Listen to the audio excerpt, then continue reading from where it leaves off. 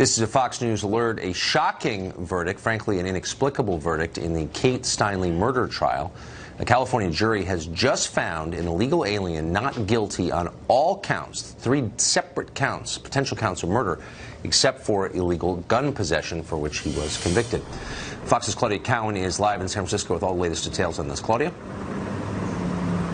Well, Tucker, this jury deliberated almost 30 hours, and there was growing speculation among some of us who've been covering this case that there might be a deadlocked jury and a mistrial. But soon after they asked the judge to handle the gun that was used to kill Kate Steinle, just shortly after that, they reached a verdict. And as you mentioned, it is a shocking verdict. Not guilty of murder in the first or second degree, not guilty of involuntary manslaughter, not guilty of assault with a semi-automatic weapon. So a big win for the public defender in this case. His name is Matt Gonzalez. Shortly after the verdict was read, he came out into the hallway to address the throng of reporters who have been waiting for this verdict to come down, or a verdict. And he almost immediately took aim at President Trump, saying he's bracing for the tweets, but just wait.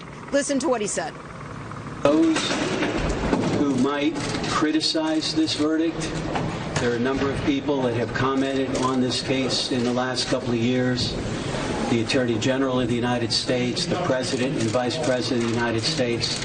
Let me just remind them that they are themselves under investigation by a special prosecutor in Washington, D.C., and they may themselves soon avail themselves of the presumption of innocence and beyond a reasonable doubt standard. And reflect on that before they compare the result in this case. Matt Gonzalez came directly over to talk to me as soon as he left the Hall of Justice, and he said this is not a night for celebrating by any means, but he said that he feels that this jury reached the right verdict given the circumstantial evidence that was brought into this trial. There was no testimony about the defendant's criminal history or the fact that he was a multiple felon and deportee on track for his 6th deportation from the United States. The jury was not allowed to consider any of that. And the defense really painted a case here that this was an unintentional discharge of a loaded weapon that happened to be on a popular tourist pier on July 1st, 15, but for the ricochet of the bullet, Kate Steinle would still be alive. So the jury clearly pouring over a lot of evidence here to reach this verdict. It will be roundly attacked, Tucker, as we know. Matt Gonzalez says he doesn't care. So, Claudia, you've been covering this. I just want to make sure we've got a couple of our facts right before we move into the analysis part of the program. So, this guy had 7 felony convictions. He was a homeless, undocumented immigrant, as they say in San Francisco. He fired the gun 3 times. It was a stolen gun, and it went off 3 times. And his initial explanation was he was shooting sea lions, and then changed his explanation to say it went off accidentally 3 times. Is that all right? No, Tucker. The gun was fired once.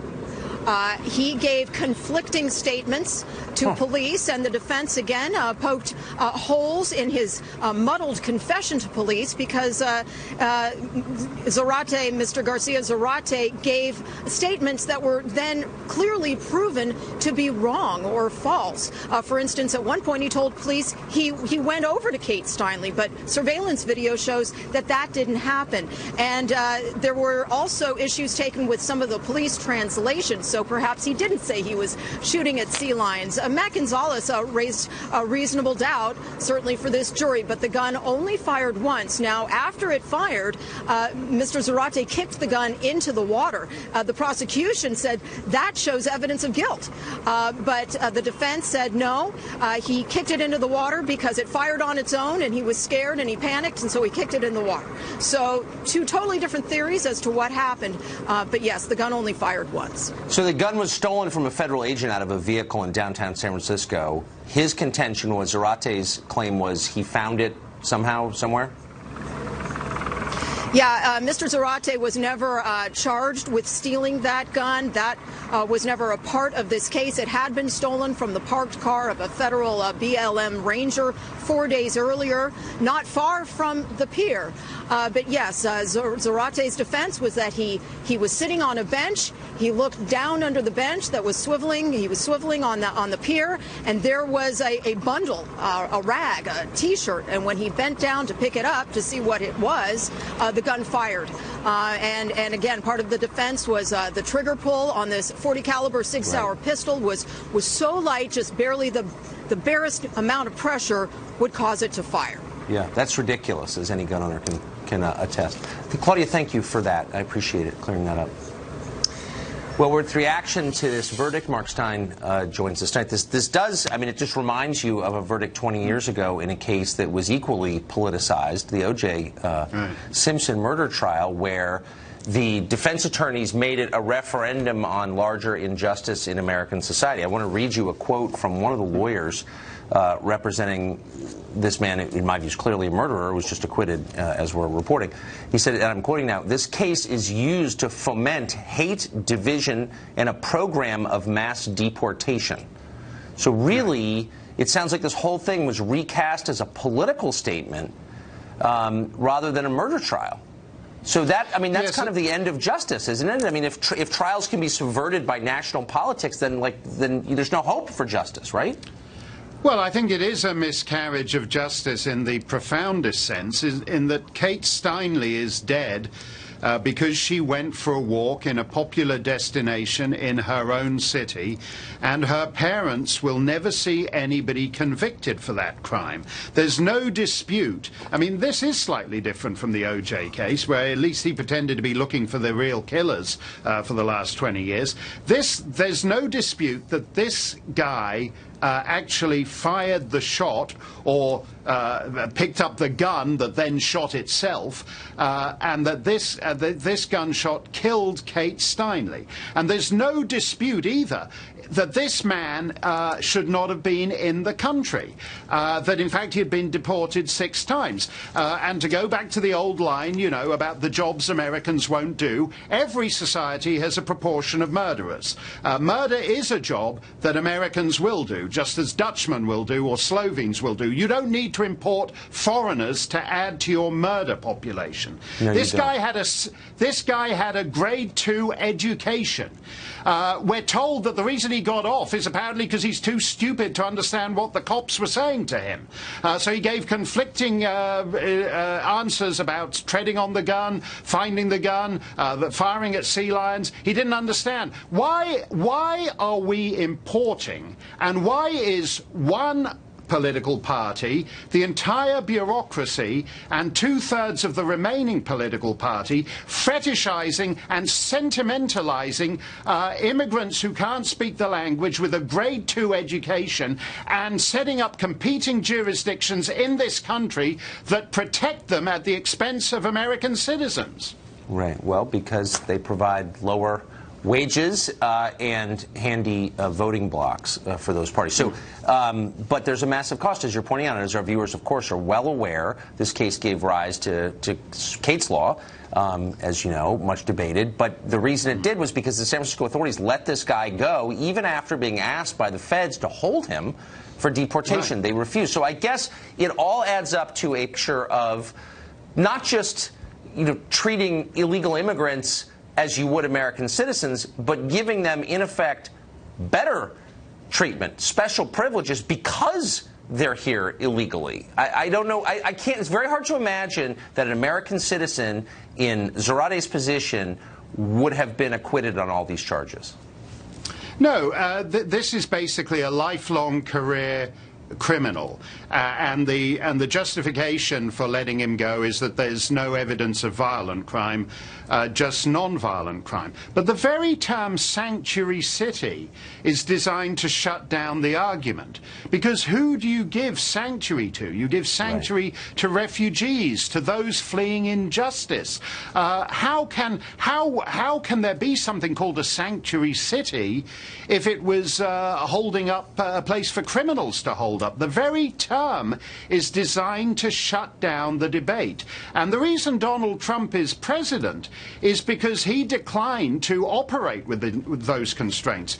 Most of the other Republican nominees 2 years ago, the Jeb Bushes and Lindsey Grahams and all the rest of it, were cowed by that kind of language, by Sanctuary City and all the rest of it.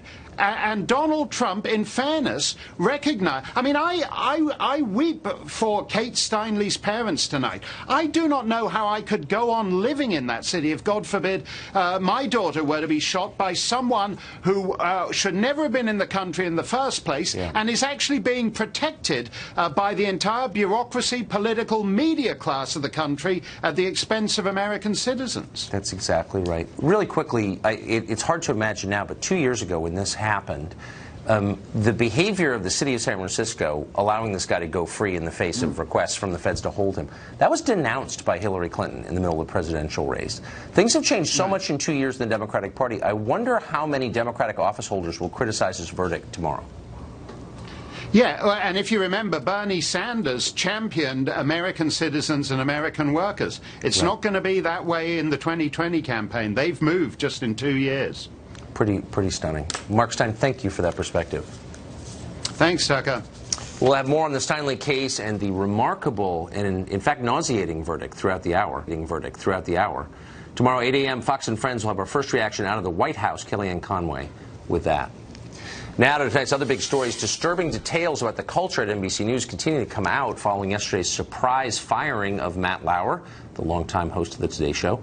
In the wake of his firing, NBC head Andrew Lack released a statement saying that the sexual harassment complaint against Lauer was, quote, the first complaint about his behavior in the over 20 years he's been at NBC. But now other reports say that is false. It's a lie. A detailed investigation published yesterday by Variety says multiple women indeed complained to NBC News executives about Lauer's behavior over the years, but they were ignored. Raman Satuda and Elizabeth Wegmeister wrote the Variety story, the often quoted one, and they join us tonight. So, Elizabeth, first to you. The statements from NBC changed. It was noted a lot today. The statements yesterday, the first one said, you know, there have been no complaints that we're aware of, and the second one said that current management has been aware of. Is that a significant change, and what would account for that? You know, that's actually what we had been hearing consistently when we were reporting this, that they kept saying at NBC, the current management, the current regime. Ramin and I, as we reported this story, we spoke to many different sources, many different women who have been there for ranging years of Lauer's career. So we have spoken to women that were there from the current, regime and the old regime. So with NBC saying that they were only aware of one claim, to us, really, whether it's the current or the old regime doesn't really matter, because we had heard that there were multiple claims. Yeah, and I mean, so far you have the definitive account, I think, that I've seen of what was going on there. So, Ramin, why haven't we heard directly from Andy Lack or Noah Oppenheim, who's the head of the news division, on this, to publicly clarify, to sit down and explain what they knew? I think that's a fair question to ask as a journalist, and I think that as two reporters that have been covering this story pretty aggressively, we would like to interview either of them. So if either of them would like to sit down with us to talk about the statement that was put out yesterday and the use of the word current executives, that would be great. And current management, you'd like to interview them, of course, so would I. But I'd also think, since you have the biggest repository we know of information on this subject, they'd want to interview you, too, for their internal investigation. Have they called you? They have not. And, Tucker, going back to that use of the word current management, according to our discussions with NBC, they are actually defining that in a very narrow circle of only a few people. And so, according to our reporting, there are people that work at the Today Show, staffers, producers, anchors, current and previous anchors of the Today Show that were aware that there had been complaints about Matt Lauer's alleged conduct toward women that made women uncomfortable and where he sexually harassed women that he worked with. Yeah, I mean, I think your piece nails that. I mean, it's really clear in reading it that you have the goods on that. What's interesting, though, this is, by my count, the third event at NBC and NBC News where we were supposed to get some kind of internal investigation on the results. You first had the leaking of the Access Hollywood tape during the last campaign, and then the question of, why did Andy Lack and Noah Oppenheim squelch the Harvey Weinstein story? And we haven't really gotten a straight answer on either one of those, or have we? Have I missed it? No, we don't have an answer on either one of those. Do you expect that we're going to get a clear accounting in this case? I think that we may not get a clear account unless staffers start to talk about what's going on. I think it's important, and there are questions there are questions about if the Ronan Farrow story didn't air because of these allegations. There are questions about what NBC staffers knew at what time. There are questions about why this conduct was allowed to go on for so long. And these are all things that we're reporting. Yeah. What we will say, too, is we have had, since our story is posted, we have had many more people reach out to us and encourage us to continue to look into not just Matt Lauer, but NBC as a whole. And, of course, we are going to be doing that. Yeah. I know a lot of people who work there, and some of them are good people, and they're horrified by this. Elizabeth, just sum up quickly the tone of the conversations that you're having with NBC employees now. The conversations that we are having with NBC employees, is that what you said? Yeah, what's their view of this? It looks from your reporting like the network covered up abuse that was going on for an awfully long time. How do people who work there feel about that? People are really shocked right now. I mean, when Matt Lauer was fired yesterday, we spoke to many sources. We're not going to say if we spoke to people, currently within NBC or former NBC employees, but people were really shocked that he was fired because of the power that he held there. They really never thought that he would go away, and of course with that comes the people that would be protecting Matt Lauer, who would be his bosses. So people there are really shocked, and I think that they're also waiting for answers, as Ramin said. Yeah, it's relatively easy to fire Matt Lauer. It's the executives who protected him, I think, might be more interesting. Ramin, Elizabeth, thank you. Great reporting. Thank you. Really thank you, a public service. Matt Lauer's firing was a surprise, but somebody here at Fox said months ago there were predators lurking over there. She joins us next.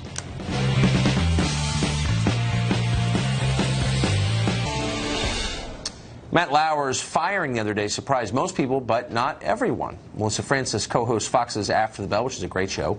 All the way back in April of this year, she said several television networks were full of sexual predators and that managers knew exactly who those predators were. Melissa Francis has been in TV a long time, so she would know. She joins us tonight. Not that long, but yeah, long careful, enough to careful, know. Tucker. Yeah.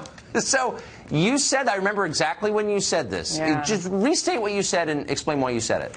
So I had the bad fortune of going out to promote my book, Lessons from the Prairie, the day after Bill O'Reilly was fired from our network. So when I went to other networks to do the tour, and Hoda and Kathy Lee were kind enough to have me on their morning show, one of the questions everyone asked me, which is fair, we would do the same thing, they said to me, what the heck is going on over at Fox? And I said, we're going through a period, it's really painful, and we're embarrassed by what's going on, and we're working on it, but I have something to tell you. Why you're throwing stones at us and saying, is this part of the Fox culture? What does it have to do with what's going on over here? I think you know that your network is full of predators as well, as are all of them. These people exist at every single network, and I could tell you who they are, and I bet you know who they are. And, I said this to a lot of different news outlets as I went out there. And, at the time, I have to say, when I was at NBC, I had colleagues who I knew of who were assaulted by people sexually. And, one woman who was a friend of mine came to me in tears, and I said, you need to go report this. I've seen you in tears after this incident. I would be happy to support you. And she said, I don't think they'll do anything about it. And I said, well, call Gloria Allred. We're in the media. Have a news conference, stand out there on the street corner. And this woman in particular, who I have a ton of respect for, said, and I'll never work in this industry again. And I've worked really hard to get to this point, and I don't want to throw away my whole career. And there were others who were assaulted and who were harassed. And those people, some are still at NBC, and others have gone on to the other big networks. What about the people who committed these acts? Those are the people, yeah. And they're still at NBC, yeah. And the other networks. I mean, I want to be clear. It's not an NBC problem. It's not a Fox problem. No, that's right. It's a world. I think we're learning. It's not about any political persuasion. It's not about a network. It's not about. I mean, this is one of our makeup artists said. You know, this is happening at the post office. This is happening at the, sanitation department. It's everywhere, but people are paying attention to it in certain industries because it's more interesting. But I would say this. The people who committed these acts still work at these networks. And these women have been afraid to come forward. They need to know that they can. My husband said to me at the time, why haven't more women come out at other networks? And I said, I don't know. I hope it comes to that. I hope they feel like they'll be heard and they come out. But those men still work there. And I think I'm sure their names are come out. It's not my place to name them because I wasn't the one assaulted. No, I'm fully aware of what you're talking about. Melissa, thank you for that. That was prescient, to put it mildly. Thank you. Well, one of the people happiest about Matt Lauer's departure could be Hillary Clinton and her supporters. Weirdly, we'll explain why in just a minute.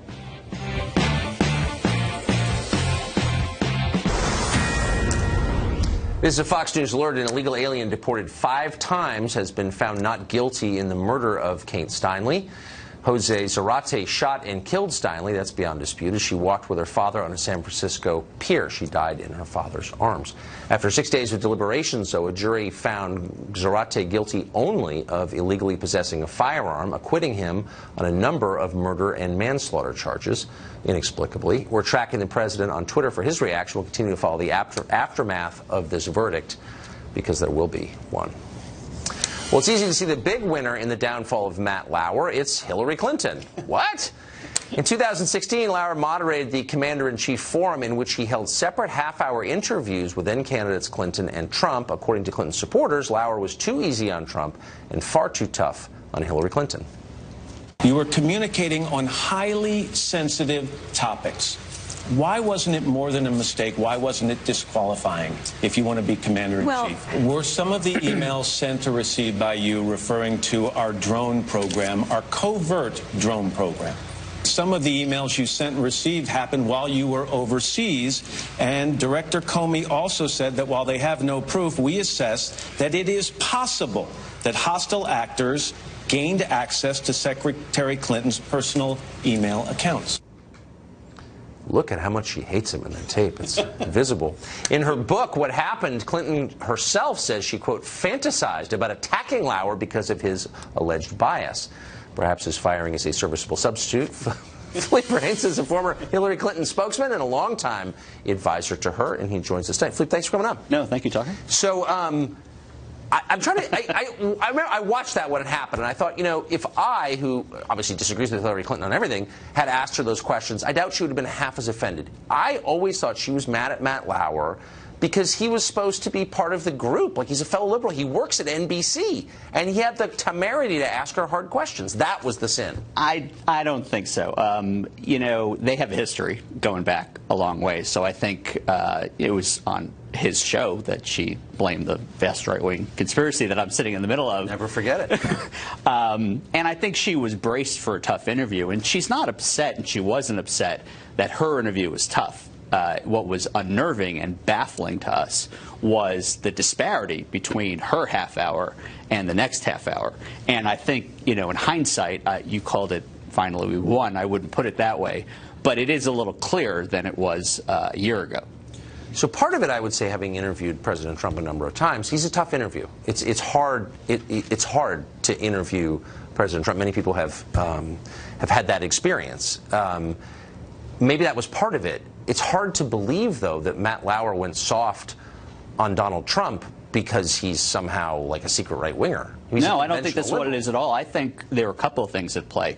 First, I think you have a lot of people in the media who have since all but acknowledged that they thought Hillary Clinton would be president, and therefore she needed to be vetted harder. Right. And yes, I've seen a lot of tape of President Trump. I had the misfortune or fortune of playing him in debate prep. And yes, he's an expert in avoiding the answers, but that doesn't excuse not asking tough questions. So when he looks at then Mr. Trump and says, so tell me, how are you going to get ready to be president if you win? That's a little bit of a softball as opposed to, well, what do you say to people who say you don't have any experience and you're not ready? And again, it's not that she wanted an easy interview. I mean, the woman goes through life with tough interviews. It's you want a little bit of balance. So I just see a theme here that I've seen, I don't know, since I covered the '92 campaign 25 years ago, where Hillary Clinton simultaneously bills herself as the toughest human being in the world and plays the victim at exactly the same time. They're being mean to me, it's biased, they don't like me because I'm a woman, they don't like me because I'm my husband, they don't like me because they're right wing. Why always the excuses and complaints? I don't think they're excuses and complaints. I think they are observations. You know, we might not be 100% right when we say these things, but we're not 100% wrong. You know, let's just assume that we're right about these criticisms every now and then, and we're not crazy people. And I think this is a great example of a time that is very hard to say that there wasn't a very odd disparity. I don't think his colleagues or his network would take any issue with that. Right. I mean, I think what's and true... the rest of what you'd call the liberal media also hammered. Well, they never liked Hillary Clinton. I mean, they loved her positions on abortion. But they hammered Matt Lauer. They're all committed, obviously, to abortion and immigration and all the things. They agree with her on all that. But they never liked her personally, and she never treated them well, to be honest. And you were part of that. I would say, yelling at reporters and always been stuff. a pussycat. Yes, right. But again, it gets back to the point. Do genuinely strong people complain about unfair coverage constantly? Well, I mean, this is not exactly the question you're asking, but I think given the news, that's an interesting question, because talking to someone like Matt Lauer, with what we know now in hindsight, he might not exactly enjoy talking to strong women who are going to push back. He seems to be a little bit more used to... Oh, come on! The strong... But if she's so strong, why is she always whining about bias? She's not whining. Is there bias? Is there no bias in the world? There's tons of bias. Is there no harassment in the world? There's tons of bias in the world. Well, some of it comes her way every now and then. But if I taught my children to feel as persecuted as Hillary Clinton clearly feels, they'd be on the psychiatrist's couch. You know what I mean? Well, she herself said sometimes she thinks she should be on the psychiatrist's couch, and she opted for Chardonnay instead. But it is a baffling... look back at that. It's interesting, and the response is interesting. But thank you for that. No, thank you for having me. Good to see you. Well, you probably heard about the videos that the president retweeted. Did you know the woman who shared them could go to prison for her views? What happened to free speech? We'll tell you next.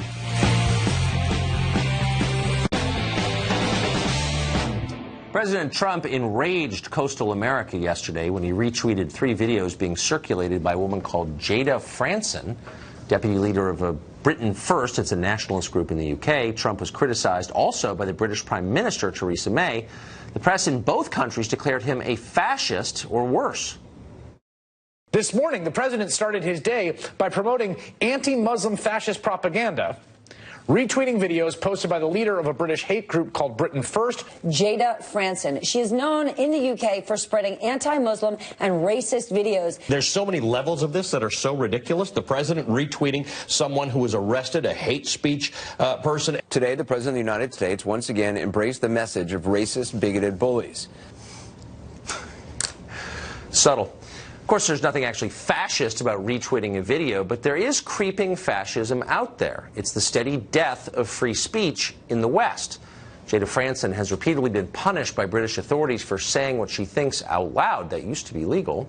She's been banned from at least one English city for handing out anti-Islamic literature there on the grounds that her opinion caused, quote, community tension. She's been banned from any mosque in England or Wales for 3 years. She was fined more than $2,000 for saying that Muslim men commit high numbers of rape in the West. Recently, she was arrested for a speech she gave in Belfast in August. It's possible she could face charges and prison time for speaking. Just to be clear, none of that behavior was violent. Franson is being targeted by authorities because her views are unpopular. Now, you'd think this would horrify reporters here in the U.S. You'd think they would have an interest in defending free speech, but no. Instead, as you just heard, they are citing her arrest as evidence that her views ought to be suppressed. She is, quote, a hate speech person. She ought to shut up and disappear. Guardians of the First Amendment cheering on its destruction. That is terrifying, but is not confined to Britain. Throughout the UK and Western Europe, and in Canada too, by the way, citizens have been arrested for expressing political views the authorities don't like. You didn't think that could happen, but it is happening. Last June, for example, we could give you many, German police raided dozens of homes in a coordinated effort to stamp out offensive posts on social media. The civilization that gave us free speech, the West, has suspended the concept because it conflicts with the diversity agenda. That seems like maybe the real story here. Qasim Rashid is national spokesman for the Ahmadiyya Muslim Community USA, and he joins us tonight. Mr. Rashid, thanks for coming on. Thanks for having me, Tucker. How are you? So, great. So one thing I'm not going to do is get in a position to argue about the content of these videos because it's deplorable. It's ridiculous. Well, you don't like them. Yeah, that's fine. Whatever. Violence. It's nonsense. Yeah. Right. I mean, they're ugly, whether they're real or not. If they seem real, but look, I'm not an expert. I mean, the president's finding a new way to embarrass himself. Here's what I'm an expert on. I'm an expert on the legacy of Western civilization. Sure. And its main legacy is the freedom of speech. You get to say what you think is true, period. And that's not the case in Europe and Canada, as you know, thanks in part to pressure from Muslim groups. No, I don't think that's true. Well, actually, it's literally true, and it is now a crime, as you're seeing in the cases I just mentioned, to offend people. It's literally a crime in the UK to offend people, to alarm or distress. That's the Public Order Act 1994. You can go to jail for that. Sure. Will you support that? I support free speech. The Ahmadiyya Muslim community, the Muslims who believe in the Messiah, Mirza Ghulam Ahmad of Qadian, we're a worldwide Muslim community. We're in over 200 nations worldwide. And we spread because of free speech, because of free exchange of ideas. So believe me, when I say we believe in free speech, we're not just saying it as a figure of speech. We've benefited from it on a worldwide scale. Our community members are persecuted horribly in countries like Pakistan simply because we want to express Well, then our you are freedom drawing the right lesson from your experience. Absolutely. I applaud you for that. But I wonder if you would raise a voice in defense of a woman I'm sure you despise, the woman whose videos Trump retweeted yesterday. She's facing apparently jail time for saying things the authorities don't like. Should she be facing jail for Well, I think if people want to criticize Islam, by all means, go ahead. I have no problem with that. People can criticize Islam to my face, and they can do it all day and every day. That's not the issue here. The issue here is we have a situation around the world where, for example, in the United States, hate crimes are at a 20-year high against Muslims. Right. In a country but is expressing dislike of a religion or of a person or of an idea. Nothing wrong with expressing dislike. But in Europe, that qualifies as a hate crime. I'll read you the statute publicly. No, I read the statute. I know. Yeah, there are a couple of them. But what we saw here was a woman who claimed that these are Muslim migrants coming up and beating up a poor Dutch boy, inciting racial tensions, inciting violence. So, what I don't want to do... Wait, hold on. So you are actually... Because I want to pin you down, and I want you to be slippery with me. No, I'm So you're saying that she's inciting violence, so she is guilty of a crime. What I'm saying is that when you promote deliberate false information against an already marginalized minority, just like somebody promoting myths about she Jews... She should be charged. So you're actually not for free speech. I'm totally I almost for fell free for that for a second. I'm for free speech. No, but what she's saying is here's a video of something. Maybe she's wrong in the way she describes it, but you're saying what she did is a crime. No, what I'm saying is that when somebody promotes Nazi ideology in a country where Nazis have mass murdered millions of people, I can't defend that. Maybe you can defend that. Maybe other people can defend that. No, but you're totally missing it. And I thought you understood the concept of free speech. No, I do. You don't have to endorse an idea to believe that people ought to have a right to express it. And I think we agree on that. Why are you accusing me of having Nazi views when I'm just defending free speech? I don't okay. accuse you. So, but really quick, we're almost out of time. I just want to get to the bottom of this. Do you think this woman should face charges? Simple. For promoting violence, yes. If it's just criticizing Islam, no. Nobody should face... But she's not promoting violence. She's showing a video you don't like. She's promoting Nazi ideology. Okay, so you're not for free speech. I'm sorry. I almost fell for the I'm for free speech. Okay, so that's not allowed. All right. What you call Nazis should be banned. I mean, I like my Jewish friends. I don't want them to be killed by Nazis. I don't. I hate the Nazis. But people have a right to say... Not defending the Nazis. I'm defending speech. No, we're not, because you're opposed to free speech, and I'm glad I got it out of you. I'm opposed to Nazis. Oh, right, okay. Got it, yeah. Big Nazi, okay. Up next, we'll test two top Fox News people on their knowledge of news. Final exam, next.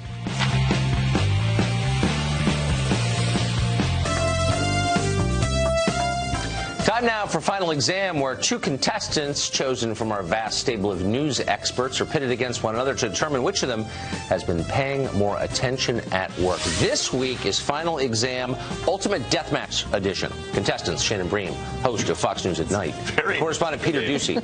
Both are undefeated in this game, if you can even call it a game.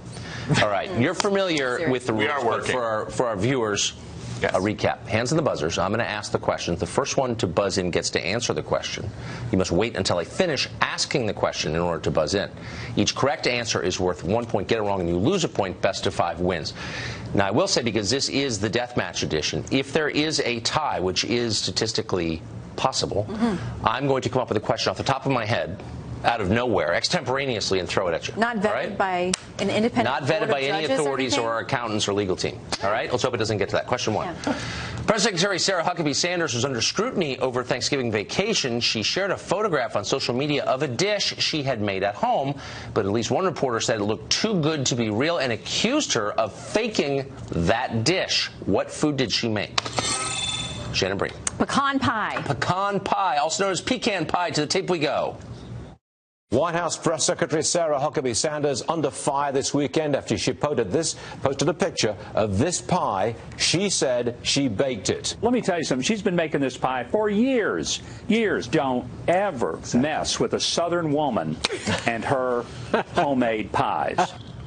Shannon Bream. Okay, so watching the two champions next to each other, I'm starting to understand the key to this game. You are lightning fast. Cat-like reflexes. You have cat-like reflexes. Yeah. Very impressive. Also, we used to be roommates, so I know all of his secrets. I say roommates. Thank you for the clarification. Before we get deeper into that, question 2. Holiday flyers are furious at American Airlines, I think this country's biggest carrier. The company announced a mistake that could leave millions stranded without flights this Christmas vacation. What went wrong? Shannon Bream once again. They did not assign pilots to the flights. Why, that's too silly. I can't believe that's true. I know. We're going to check our tape archive to find out. Let's do it. The software glitch was in the system handling scheduling for American Airlines' 15,000 pilots, allowing too many to take vacation during the very busy Christmas travel season. More than 15,000 flights between December 17th and the 31st are at risk of being canceled. Look at that. You're like an MLB pitcher. Listen, you're like Bruce Lee. You're so fast I didn't even see that happen. Can I tell you that my family, we are flying on American during those dates. So when that story came out, I was... laser You probably just got an upgrade. Luckily, my brother's a pilot. Not for American, but I'm going to see if he can fly our plane anyway. Why not? They need pilots. You got the inside deal. Very nice. Question 3. There was some royal news out of England this week. Prince Harry is now engaged to an American actress called Megyn Markle. Prince Harry asked for her hand during a typical night at the royal cottage, if there is such a thing. What were they doing when he asked her to marry him? Again, Shannon Bream. They were eating roast chicken. That doesn't sound very royal. I don't know if that's right. I want clarification on this. I think they were just making roast chicken, and I also think my buzzer is broken. Well, that's what they all say. That's blaming the equipment. She's got tar on her bat. Is that what you're saying? All right, to the tape. Were they eating or making roast chicken? Uh-oh. It happened a few weeks ago. Just a standard, typical night for us. It's a cozy night. What we're doing, just roasting chicken and having trying to roast a chicken. Trying to roast a chicken. It was so sweet and natural and very romantic. Okay, so our judges back in New York have weighed in and said no point awarded. What, Evs? All right. You say eating. They said roasting. The verb all important in this case. Okay. I'm channeling the judges in my ear. I'm going to let it go this time. The council has spoken. This time. All right, so it remains 2-0. Question 4. Big box stores across the United States are looking to cash in on a strange new holiday trend involving Christmas trees. There's something strange about these trees. What is it? Peter Doocy. It works. They're upside down. That's too crazy. I don't believe you. Let's see the tape. A new trend this holiday season, upside-down Christmas trees. Very nice, very nice. That's blasphemy. I don't like that. That is weird, flat out right? wrong, isn't it? Some of them go for $1,000. I have no or an idea accident why. waiting to happen. No idea. You don't want to walk underneath that thing. Look at that. So the real question we answered is, does Peter Doocy's buzzer work? And prove that it does. You discovered it does. It's like I found it under my upside-down Christmas. Merry Christmas. Okay, so actually we're moving into a potential momentous moment I'm here. still counting this as 3-1. Okay, so but the judges, whose opinion is definitive, believe it's 2-1. So if you get this right, you have to face a tiebreaker, which is pretty tough. Okay, my only way to win. Final question. I'm going to the Supreme Court with this. Big news out of the equity markets today. The Dow hitting a new record. Which record level did the Dow just close for the first time ever? Shannon Bream. Over 24,000. Over 24,000. To the tape we go. He says it like that's not good. 24,000 and Market in Pencil. Another major milestone falls. 24,000 right now, a little more than a month after 23,000 fell. This is the 5th time this year we've had a milestone like this broken. You would think I would be happy to hear that it reached 24,000, but in this case... No, I'm waiting to see if over 24,000 qualifies, and it does. Oh, yes! Shannon Bream, that really was. I mean, you just... I felt like I had to go for the kill tonight because I know how good he is. You just marched through Doocy land, which surrendered to you. Do you know what I mean? I did not surrender! He did not. He went down swinging, okay, for the record. Well, we're out. You've won so many mugs that tonight we're going to give you something different. We're going to give she's you... been getting mugs to win? She has. She's got a whole set of them. But tonight, we're going to give you a green beverage. Oh, not to be displayed with Not to be displayed on camera, right. But it's a green beverage in a green bottle. I feel and fizzy in my nose it's when refreshing I and delightful. And that is our gift to you. Shannon Bream, ladies and gentlemen. The champion Your of Vanna Final White. Exam. It matches my You do earrings. better than anyone else who's gone up against her. Don't miss another edition of Final Exam. That's next week. You can study the news all through the week. We'll be here.